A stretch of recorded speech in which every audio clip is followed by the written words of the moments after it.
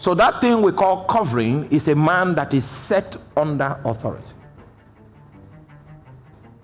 If you are set under authority and the authority that you are set under gives you an instruction, go to the international market and call all of the people you see there brood of vipers.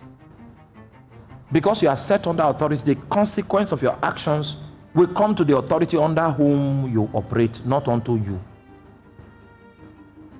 Do you understand that?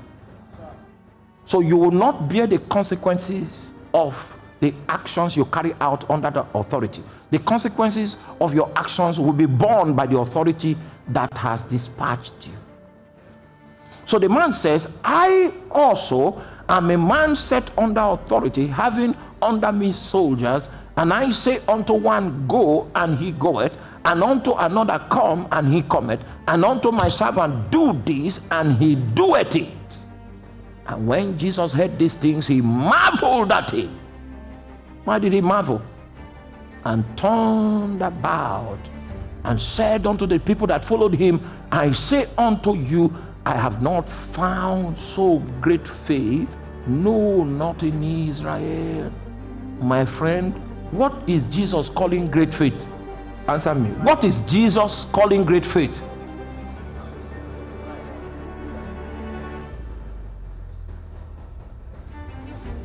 Well, let me help.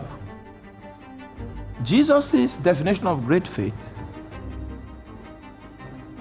was revealed in that man's ability to discern the mechanism by which spiritual things that are invisible to the eyes. The guy was able to see a system, a set of principles at work in the ministry of Jesus. I hope you know faith gives you the eyes to see things that are not visible.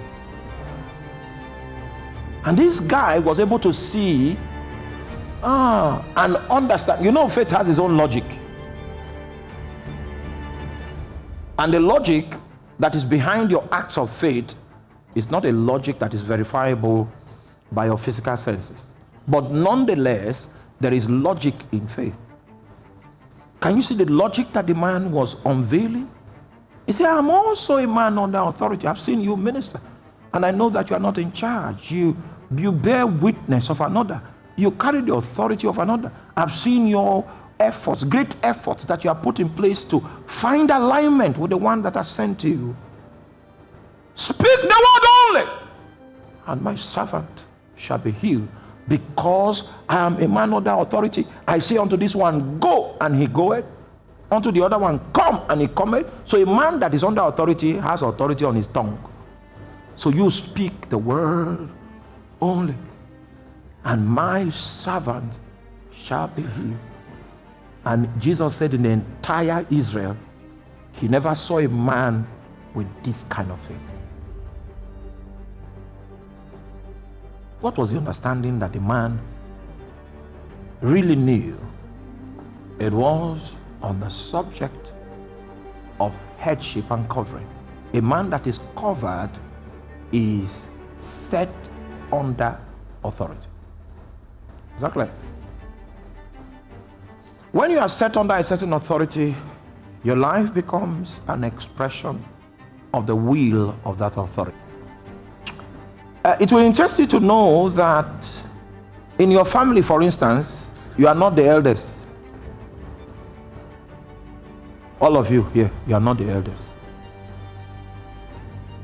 And whether you like it or not, there's a system of authority that has been established in that family.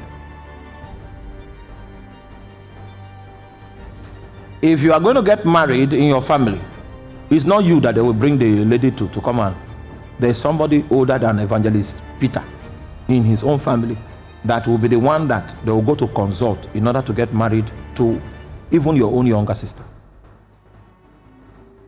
You see, the entire physical family structure is based on the principle of headship. The principle of headship can be a very terrific power when it is wielded in unrighteousness. And you need to know how to deal with it, because if you don't know how to deal with it, the consequences of the headship in your own family being wielded in an unrighteous fashion can ensnare your destiny. Because God recognizes the principle of headship. I came with a list of things that Satan normally exploits in order to bring injury to the destinies of men. The first one is called headship.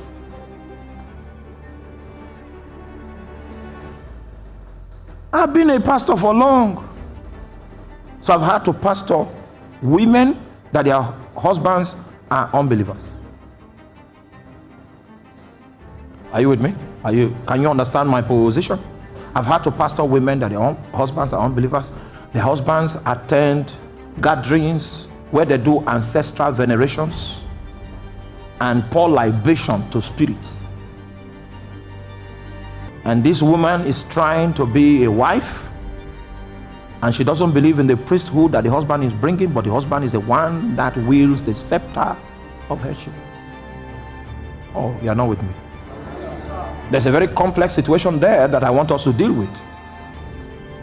And most of us in this place, the one that sits in the capacity of head of your clan, head of your family, is likely to be an unbeliever. And just in case yours is a believer, God has helped you.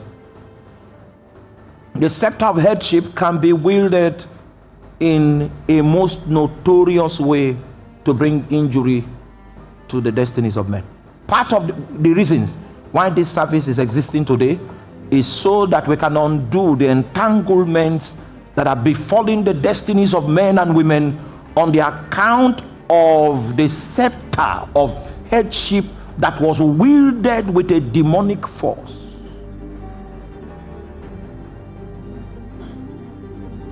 Against your destiny.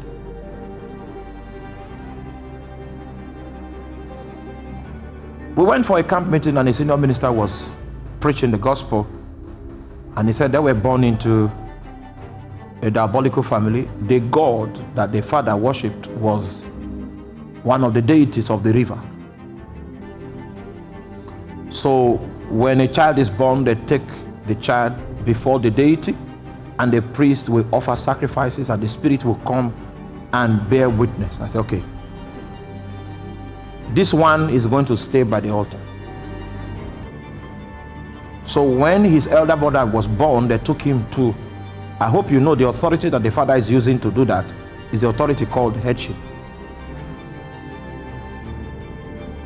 So he brought this guy. That's the elder brother of this preacher, was brought to the oracle. When they brought him to the oracle, the spirit came and possessed the priest, and the priest said, this one will stay before the altar. So they separated him. He didn't go to primary school, didn't go to secondary school, didn't go to the university. He was separated straight to the altar. Began to learn the language of incantation, began to learn the language of divination, and started developing spiritual knowledge around that water deity. When they gave birth to him, they brought him to the shrine.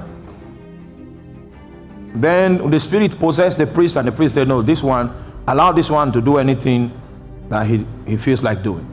That was why they allowed him. He went to primary school, went to secondary school. Somewhere along the line in secondary school, he gave his life to Christ. And the reason why the father did not fight him was because the oracle said, allow him do whatever he wants.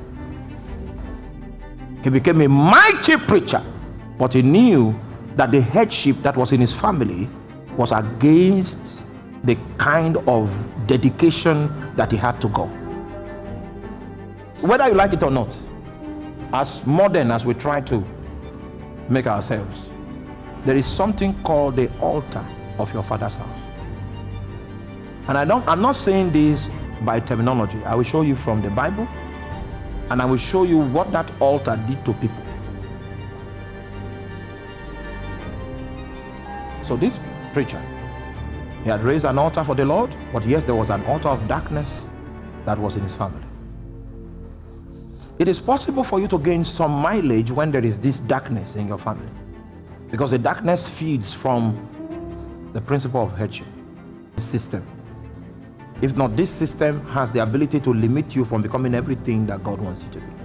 The thing about the matter here is that the headship is legitimate. headship is not from the devil. Headship was instituted by God, just like marriage is not from the devil. Marriage was instituted by God. It's God's idea, not man's idea. So God himself recognizes headship. But headship can be wielded in a fashion that it becomes an object of injury. How do you survive in such cases?